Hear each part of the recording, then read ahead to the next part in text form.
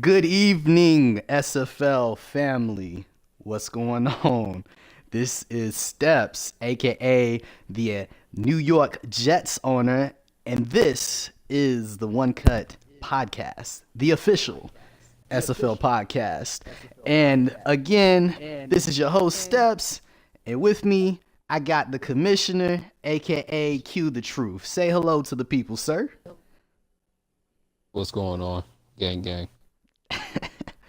All right, so we got some interesting topics for you guys today. First and foremost, we got ourselves a name. It's no longer the No Name Podcast. It is officially the One Cut Podcast. So essentially, the reason why I chose One Cut is because it's been such a great and beautiful addition to the Madden franchise, and to be able to utilize it effectively within the gameplay, it enhances the gameplay. It makes everything so much better. You don't get jammed up at the line of scrimmage. You can spread out. You do all this extra wonderful stuff and make some big runs happen. So essentially, what I'm hoping with this podcast, bringing it to you guys in the league, I want it to be a great addition to the SFL. I want it to provide some awesome content, entertainment, keeping you guys informed of the league's happenings and going over things that are just important, need to know knowledge, and having guests on, asking questions, all that fun and wonderful stuff, so that you guys can have something to look forward to maybe once or twice a week, depending on how I feel. So, with that being said, we here. The One Cut Podcast, we official. So, with that being said, we're going to move on into some of the shout outs that I want to give out for what I've seen within the last week or so. So, first and foremost, I'm going to give a special shout out to Austin. Austin, he's hooked up the article picture, essentially, that I posted out the other day. And then he hooked up this podcast name picture that you can see on the YouTube channel if you guys go and check that out. Austin has been a big help when it comes to imagery and just editing and stuff like that. So major shout out to you. I'm going to give the next shout out to Rob. Christian McCaffrey, 16 carries, 347 yards, 5 touchdowns. That is 21.7 yards per carry. Nonsense. So shout out to Rob, because I don't think I've seen a rush performance like that in a hot minute. Deem and Clint, I want to give a shout out to y'all two. Y'all two are the last two undefeated teams in the league. It's week 7, so that's a big deal. A lot of people going to be gunning for y'all spots, trying to put their best team on the field when they play you guys. So good luck to y'all. Y'all got targets on y'all faces right now. Jay Millie, give a shout out to you for your power rankings. Greatly appreciate all the hard work it takes to put in to a power ranking. Trust me, I've been in that position like some years ago when I had no life and I was able to barely keep up with it. So I can only imagine for you how much work and effort it takes to keep that going. So shout out to you for that. And then I want to give a special shout out to the AFC East, my division being the best division in the SFL. Every single team above 500, potential playoff candidate. Everybody has great secondaries and great ground games, and we got people with great offense and defense and all kind of stuff. Every game is a battle and a struggle. I love it. Shout out to y'all. I appreciate y'all. Let's keep this division the best. Let's keep on shining. Let's keep on grinding. So the last shout out, and it's kind of a topic of discussion that is one of the reasons why I have Q here. Q, the final shout out I got is for Deem and this article he wrote called "You Gonna Get This Work" or Paperwork, and it's in regards to meta talk and all this and that. And honestly, I've never heard of it before. So Q, do you mind explaining to the people what exactly meta talk is and where all this is essentially coming from? Yeah, let's get into this. Play competitive game. It's like a community or a game within a game, so to speak. Course, the things that they do normally work the best in said infrastructure. So, for instance, as I was, basically explaining, I guess I'll rehash it. For instance, let's say the game wasn't well, this game isn't perfect, but let's just say strong power was a run play that just happened to make everybody's defenders go wonky or break the game. Once a person found that out and took that online, it doesn't necessarily have to be an exploit, but I'm using this for an example. And that other people are able to see that that works, that becomes like what you would call a trending topic. Everybody would start doing that, and once it becomes universally popular, that at that point is the new meta. That is what is going on at that particular point. So it's things like that, like popular concepts or more so on Madden plays that are universally used because they can defeat a lot of different things, almost in the sense of a money play. You know, here in the actual league chat, it's kind of been said like in a condescending term. It would be like the way I think it's being interpreted by some, it's almost like a stain or a blemish on your records or your accomplishments or whatever the case is.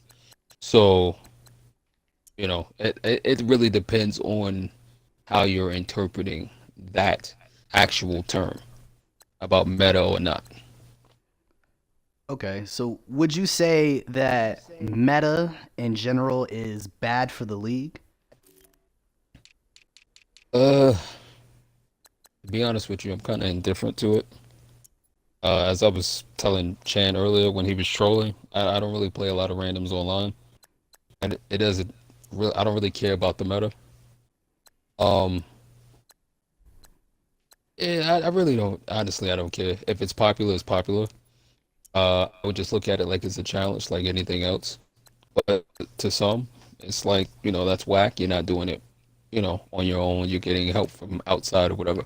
So like if this was Yugi, you'd be net decking, you'd be taking stuff, basically off the internet and using that to comprise like a winning formula of success. You get what I'm saying? So, but it doesn't Okay, matter to okay. me because me personally, and I'll just wrap this up in a bow. Our books are pretty much the same. I mean, there are differences, but schematically, it's all the same. You can go back as far as whatever. You know what I mean? So, like, it is whatever. Like, you would have to ask every individual person how they necessarily felt about that. Okay, okay, okay. So let me ask you this. Do you feel as though there will be any rules implemented in the future so that it can calm down this meta craze or this or these meta plays in general to help balance out the league in terms of numbers, stats wise? It's difficult to say because you would literally have to go. I mean, sometimes you don't have to search far, but there would have to be research involved, like actual playing randoms online to find out like what are the most popular things. And then we kind of don't want to limit the options that are available to you at this particular point. You get what I'm saying? I don't want anybody to try and basically box Southpaw, and that's kind of how we have the rules like the way they are right now. But the topic of discussion that was prevalent yesterday was the ball hawk, setting being turned on. So I don't know if enough people talk about it and they get drums up enough, it'll definitely be a topic for the off season in regards to the admins and maybe a vote from the league. Okay, okay, okay. So with that being said, my personal opinion about this whole thing, and this is really brief and quick, my thinking is if Madden gives you a feature and it helps you excel and it's allowed in the league, even if it's play wise, custom playbooks and stuff that they're allowed because the admins have taken a lot of time and effort to actually look into okay what actually is defendable, what actually isn't broken, what actually can be something that when it's played against it won't be oh my goodness there's nothing that can stop this and this is going to put up mad numbers and all this and that. So when I think about that, and I think about things like the ball hawk feature, or just let's just talk about random stuff that doesn't really apply. But let's talk about like rushing the passer and not controlling the defensive lineman, stuff like that. Uh, putting on the aggressive features or the play ball or the strip tackle or the, you know, the everybody getting hit sticks and powered up and, you know, mad force fumbles, all of that stuff. When I think about all this stuff, man, I just think about, is there actually a way to defend against these things? If Madden doesn't really give you the tools to defend against it, then I can see why something like that would be, you know, not good, or why it would need to be changed, or why it just doesn't need to be a thing anymore. So when I think about B's success, for instance, because this is where the main topic of discussion is coming from, what Deem and B have been discussing in the main chat. And if you haven't read it, go read. You can see everything that's happening. And then you can also go check out Deem's article on DL that's out there. So essentially, what is happening is that there are thoughts and feelings in regards to B's play style and his play calling and whatnot. And my personal thing is this: I have watched B be one of the best offensive slash defensive slash team building personnel coaches in the league for what, like 7 years straight. Like, I have not seen a single drop off with B, like not a single time. And there have been many different times where there have been metas in the game, from Madden 13, Madden 14, 15, 16, all the way up till now. There has been different routes, different plays, different everything that have is seemingly broken the game to where it's like it's undefendable, or seemingly to the extent of which you can't do anything against it. You just gotta kind of let it happen and hope they don't run it like crazy. I have seen B overcome all these things and then to not even run these things as well. So when I think about B and his shot plays, I don't think about B leaning on those so hard that that's the cause for his success.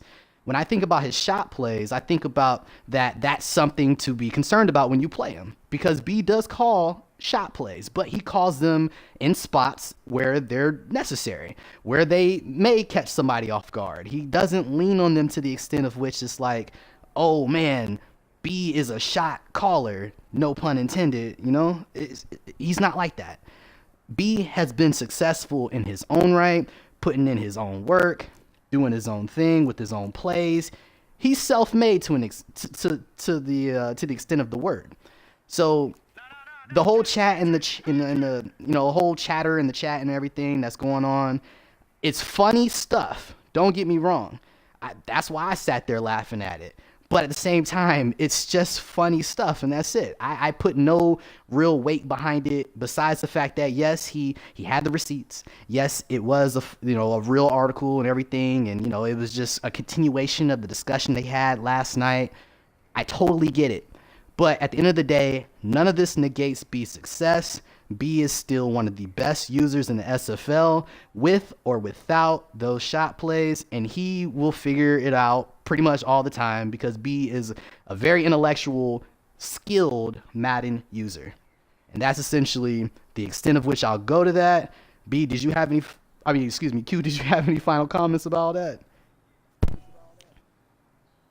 That was pretty eloquent. I see you tried there. Nah, I think, I mean, you can go back. Well, people, me, LB, B, for lack of a better reference, Jack Spawn. We've all been here since like season 1 that this has actually started. You can go back and see B has been winning titles since our first Madden as the SFL. You get what I'm saying? Drop off, I don't really see any. He's been doing what he's been doing basically the entire time for the most part. Hey, it is what it is. I mean, and to your earlier point, Rob, uh, I don't know how many people watched that game. Like, I actually watched it, and like I was angry because and I actually spoke to Rob about it. Yes, Rob amassed those stats, but it was so like repetitive. He had 5 big runs. All of them were outside plays, followed by a spin, which would throw the defense off. I think the spin is probably overpowered. And then McCaffrey would just jot down the field. You get what I'm saying? So, but that would be like me nitpicking But these are some of the things that go on behind the scenes. Like I have to watch these games, and then I'll message said person or whatever. And I told him, hey, you need to, congrats on breaking a record or whatever, but you know better. Your play calling should be a little bit more diverse to that. It's like, oh, but I have McCaffrey, and I'm like, yeah, that's great. You could also run it between the tackles, and then he's like, yeah, but I did, and I'm like, I seen 3 runs with McCaffrey inside the tackles, and everything else was outside. Like, switch it up. I mean, they're just joking about things and like that or whatever. Yeah, I run outside zone too. But shit, not the, I also run inside zones, traps, ISOs, you get counters, whatever. Like, add abilities to your game and spice it up. That kind of applies to everybody, though. Not saying everybody has those type of issues with play calling, anything like that, but that's just an example. But man, to your earlier point, B got 7 titles, and like it is what it is. You know what I'm saying? At the end of the day, I mean, it's kind of petty. Like if you was to sit like on the top of, because he on Mount Rushmore in this league, no matter how you look at it, he's one of the faces. I, I personally would not address everything that's said, but me, if he feels like he's gonna take the time out to say something in regards to that, he is. I saw the first article about the shot plays, and that was mentioned. I laughed. It is what it is. I don't none of that serious. But those are my thoughts in regards to that. Okay, fair enough. And yeah, this the toss plays and the sweep plays and the stretch plays, those are all things that I do feel like have essentially, they're on their way to becoming meta, I guess, in the sense that, the blocking is typically a lot better on stretch sweeps, toss, some power plays. The blocking is just so much better, and users, they're still used to the old school running style, and they haven't adapted to this new school to where you need to be more patient. So with those plays where essentially you get like a free shot of, okay, do I break it all the way outside or do I cut inside and go? Or when you have those type of plays and people that have the running backs to actually attack those gaps and make it happen, a lot of people essentially are taking advantage of that, of the AI not being as strong, versus when you're running halfback dives or slams or even some counters. So to that point, that's something I've noticed that a lot of people have begun leaning on in their ground game. It's not just Rob in that game against AC where he had all those yards and those touchdowns. It's plenty of people. So it's definitely something, for me at least, that I've been spotting, I've been seeing, and I'm hoping that it doesn't really become a trending topic or anything like that and becomes meta. But it is something that I feel as though a lot of people in the league need to double check the way they run their football. And if they feel like this applies to them, then they need to switch it up and add more variety to the run game. So that's all I'm going to say about that. That's pretty much it. So, Q, you got anything before we move on to the next subject? Uh, just that. Just switch up your play calling, but in regards to those outside runs and things like that that people lean on, there are ways to stop it. The game is, yeah, hey, but some guys got to go do their own homework. There are ways to stop it, but you Fair shouldn't lean enough. on it all game. So that's it. Fair enough. All right, so that's pretty much it on that. So we moving on to the next subject, and this is my observation. This is again this whole one observation thing that I'm doing each and every podcast. It's going to be one thing that I've been spotting, one thing I've been seeing that it needs to be addressed, needs to be mentioned, needs to be talked about.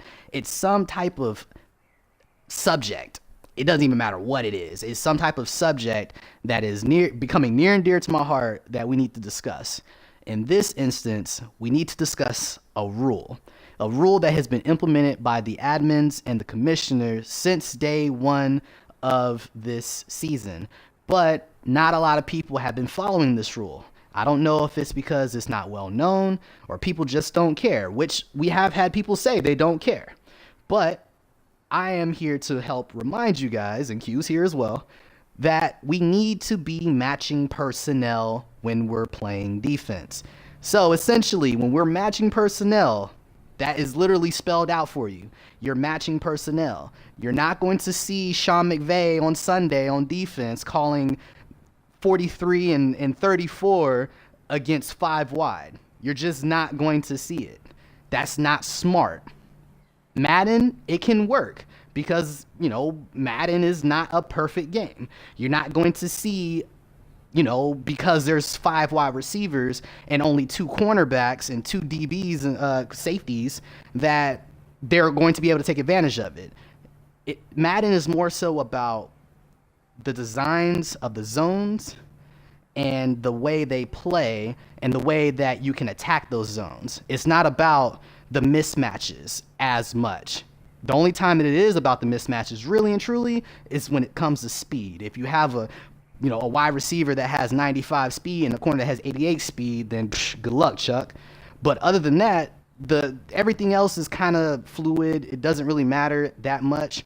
So that's why the matching personnel, in my opinion, that's why it was put into place, and that's why it needs to be followed. So what I'm here to do today with Q is we're going to run through some, formations, not really formations. We're more so just going to kind of call out like personnel sets. And after you see personnel set, what should you be looking to do on defense and what you should do on defense, not looking to do, but should do based on the rule, what you should do on defense and how you should come out in your defensive set. So Q, I want to ask you first and foremost, so that the people can fully understand, and this is not me accusing anybody of being stupid or dumb or anything of the sort. This is literally so we can spell it out so that you guys are 110% clear on what these things are. So Q, let me ask you, what exactly is a base formation?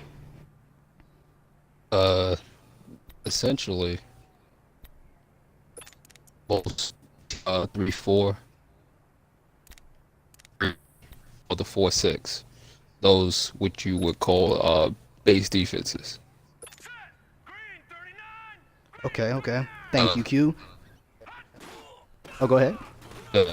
I was going to say, with the matching personnel thing that we have, there's a lot of flexibility in it, but most people are usually sad in regards to it. Like, there's flexibility, but if you're lazy, you'll never realize it.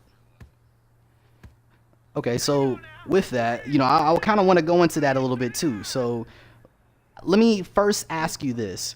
What are some of your options when it comes to flexibility? Do you mind explaining that first? For example, let's say they come out 11 personnel, 3 receivers, 1 back, 1 tight end or whatever, in a ball all game or whatever. Yes, you're confined to come out personnel in like or above or whatever, but you could just easily use nickel over G, which has a extra safety on the field in regards to run support. You want to defend the pass, but you want to be in 4-6. You can go into 4-6 normal and go into a speed package, and that will put more defensive backs on the field. There are 3-4s where there are extra safeties as subs that you can actually put on the field. Like, there are ways you can kind of get around this in a sense, but Madden has a spacing issue, and it always has.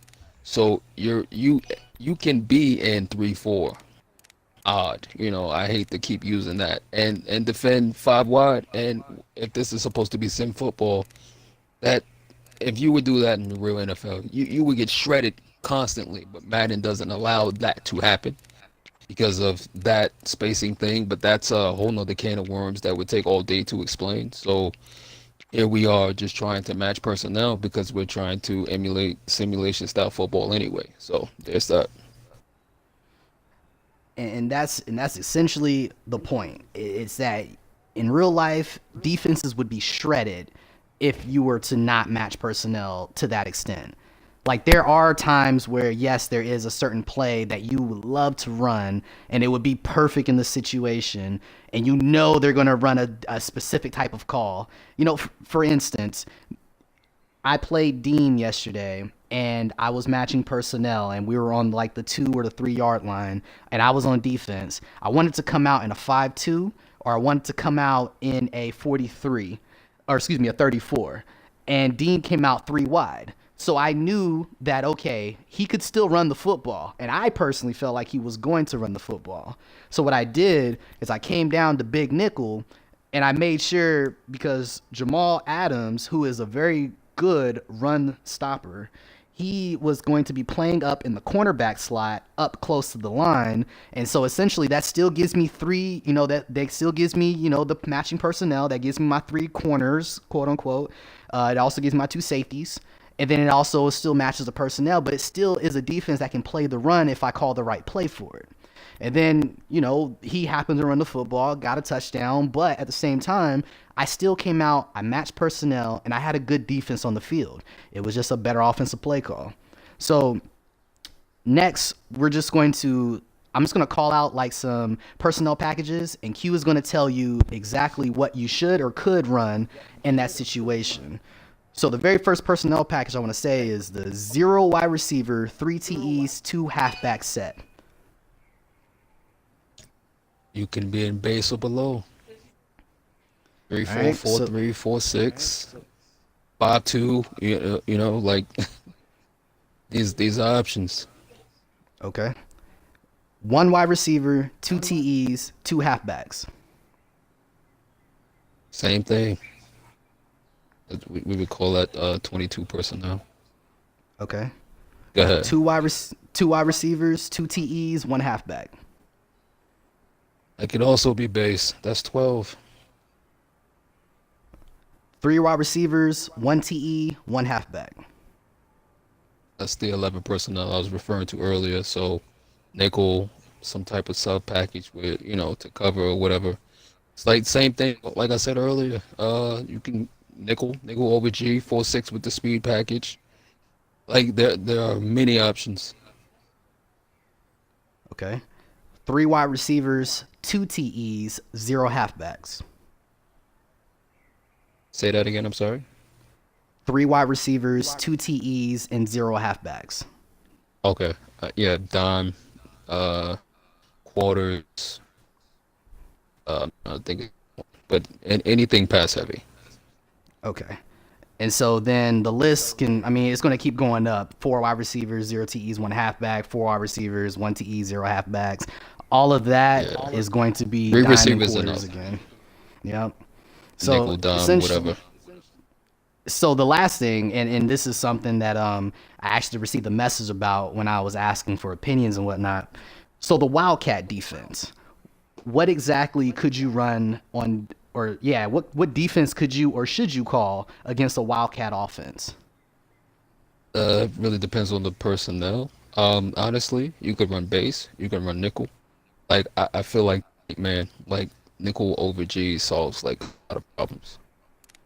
Okay. All right, and I can't think of any other formations. Yeah, and I think that's pretty much it in the personnels. It's not about calling, your favorite plays and stuff. It's playing simulation football. To play simulation football, you match personnel. That's what you see on Sundays, so that's what we're doing. So there shouldn't be any issues in regards to, well, I don't like the rule and I don't want to do it and all this and that.